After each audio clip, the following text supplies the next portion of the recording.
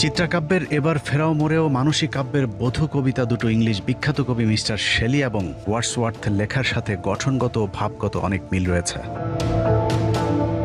প্রিয়রঞ্জন এবং নারায়ণ বিশ্বাসের মতে রবীন্দ্রনাথের গোড়া এবং ঘরে বাইরে দুটি কাব্যই ইংলিশ লেখকদের লেখার কপি পেস্ট।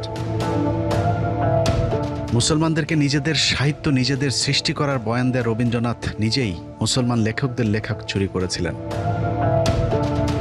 রবীন্দ্রনাথের বিখ্যাত কাব্যগ্রন্থগুলোর বিরাট একটা অংশ মধ্যযুগের মুসলিম কবিদের থেকে চুরি করা। শেখ সাদি মির্জা গালিব এবং উমর খাইয়াম সহ মুসলিম অনেক লেখকের সাহিত্য রবীন্দ্রনাথ নিজের বলে চালিয়ে দিয়েছেন।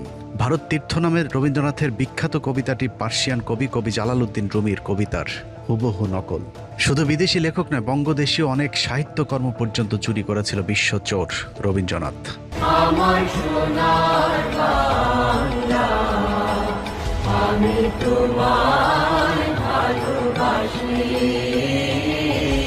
বাংলাদেশের কথিত জাতীয় সঙ্গীত আমার সোনার বাংলা গান নিয়ে অনেক বিতর্ক রয়েছে।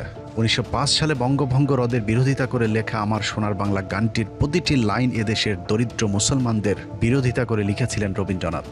পূর্ব বাংলা অর্থাৎ বর্তমান বাংলাদেশ যেন কোনোভাবে অর্থনৈতিকভাবে এগিয়ে যেতে না পারে সেই লক্ষ্যে হিন্দু জমিদারেরা সহিংস আন্দোলন শুরু করেছিল, যার নেতৃত্ব দিয়েছিলেন রবীন্দ্রনাথ, শ্যামাপ্রসাদের মতো কট্টর সাম্প্রদায়িক হিন্দু নেতারা।